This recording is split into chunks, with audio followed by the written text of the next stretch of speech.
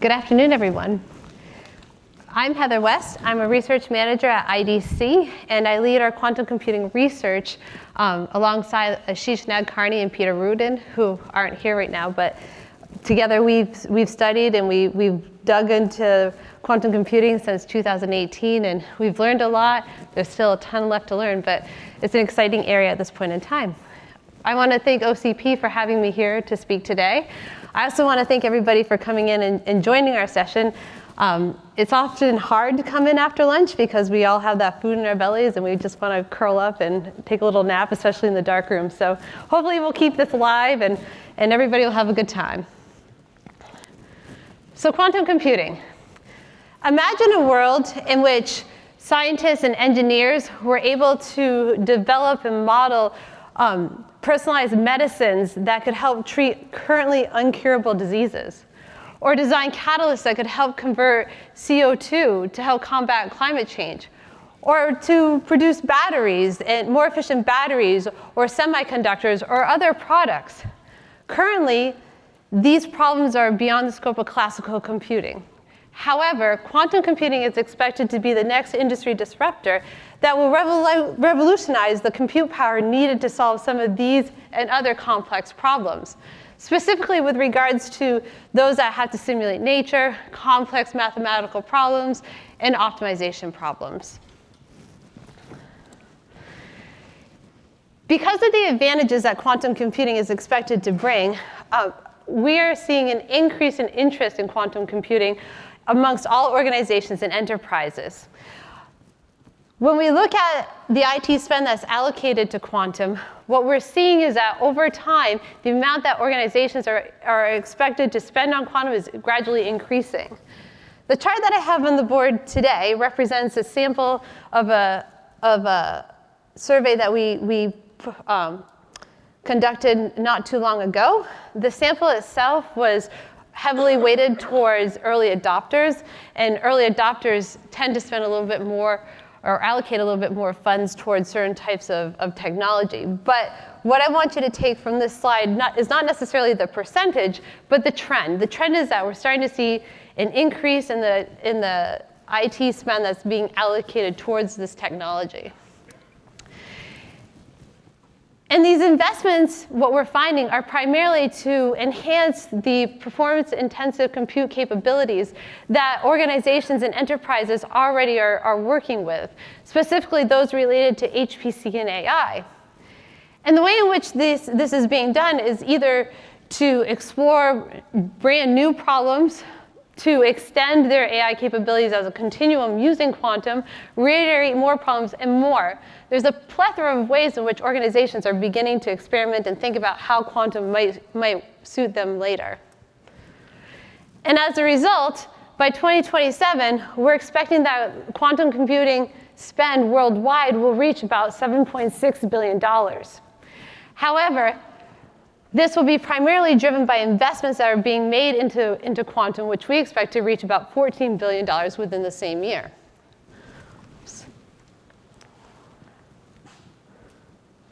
However, quantum computing today is still far from commercialization.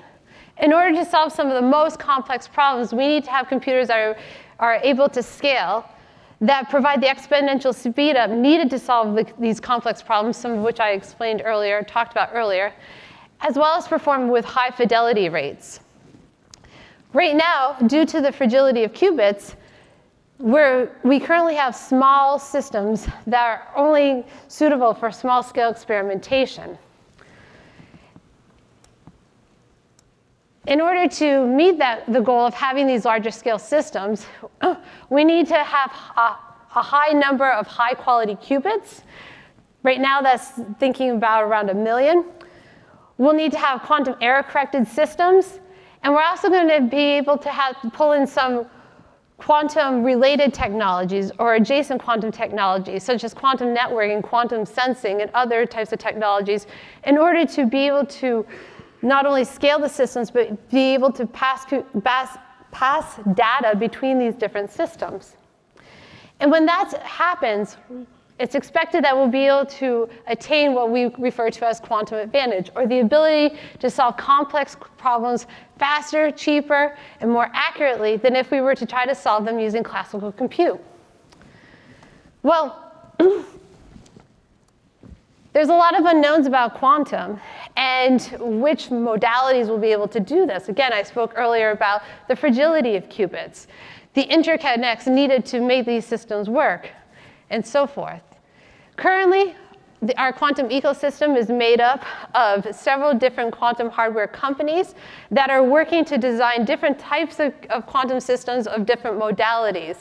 And on the board, what you'll see is a sampling of some of those companies underneath the types of modalities that they're working on. Each of these modalities differ in the types of qubits that they use, whether it be neutral atoms, photonics, superconducting, which are man-made qubits. But in addition to this, we're also seeing companies such as D-Wave using the quantum properties of qubits differently to see if to gain a quantum advantage today to solve optimization problems.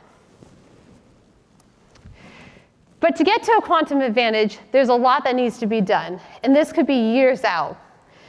However, there's a lot of money being poured into quantum right now, and there's a lot of organizations, individuals, and so forth who want to start leveraging quantum to gain some sort of value today. More recently, what we've started to see is research findings that suggest that perhaps there might be some possibility of using some of the near-term quantum, smaller near-term quantum systems to solve some of the smaller, less complex problems if we were able to use error suppression and mitigation techniques. We've seen research that suggests that perhaps we can start looking at quantum systems and see how they compare against the compute capabilities of classical compute systems of the same size. D-Wave and IBM are two companies that have put forth research studies in this area. IonQ just recently announced that they expect by 2024 and 2025 that they'll be able to release 2 rack-mounted quantum systems that provide compute power beyond what we can expect from any of the quantum systems currently out there, as well as some of the classical systems. And then finally, by 2030, we have a couple of different quantum hardware vendors who expect to be able to release quantum-centric supercomputers that, in fact, give us even more utility using quantum. And as these systems begin to scale, as their performance begins to increase, as we begin to use more error correction and suppression and error suppression mitigation and then error correction, what we're going to see is the complexity of use cases begin to increase as well. So we'd be moving from small-scale quantum systems and small-scale experimentation, and over time being able to use these systems for solving more complex problems related to more complex use cases, such as simulating nature.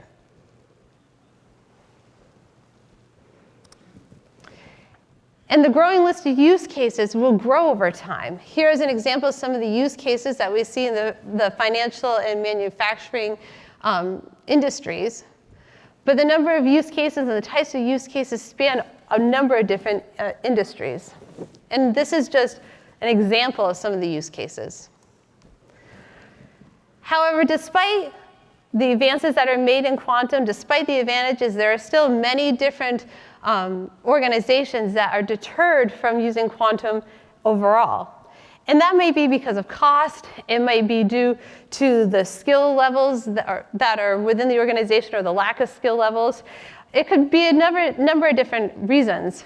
However, the usability and accessibility of quantum is something that quantum hardware vendors and software vendors are currently focusing on. I've talked a lot about the different advancements being made with quantum hardware, but with regards to software, we're seeing frictionless software being introduced, which allows for the technology to be more usable for quantum end users who might not be quantum specialists. We're also seeing the introduction of scientific acceleration platforms, which help to marry the domain knowledge of non-quantum scientists and engineers with the technical IT knowledge needed to run quantum systems, which will make this a more useful technology for solving those more complex problems that quantum is expected to be beneficial for. So now is the time for organizations to start working with quantum. The skill set is fairly large, it's fairly steep, and if you want to get the advantage of quantum, you need to start preparing today. You need to start experimenting with the use cases. If you're using the D-Wave annealer, you could start gaining advantage on some of the optimization problems that your organization might have. And how do you do this? You can start by looking at some of the roadmaps that are being produced by the quantum hardware vendors to see where their roadmap and advances align with what your quantum needs are. You could become an active member of the quantum ecosystem and start working, collaborating with other organizations that are also working with quantum. Perhaps they've found a shortcut or some other valuable method of using quantum that might help you out as well. Start experimenting with this experimental use cases and different types of quantum modalities. Since we're unsure of when quantum advantage will be reached or which quantum systems or for what industry, it's good to start experimenting with everything because things could change in a minute and we could essentially have one technology that suits your needs.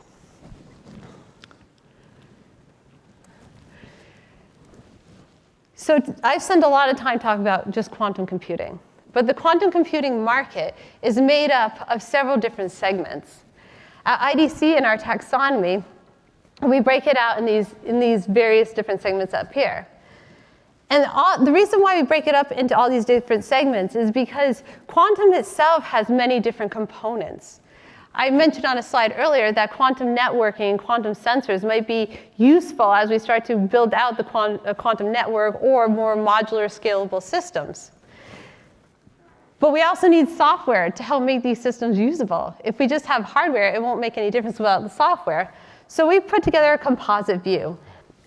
Today, I'm really excited to hear some of our panelists because they're going to start talking about how different portions, specifically those that I have outlined in blue, will start to help define the quantum network or the quantum market, help to advance the technology altogether, and how you might be able to leverage it for your organizations to start gaining a quantum advantage today. So with that, again, I want to thank Cliff and the rest of the OCP team, and thank you.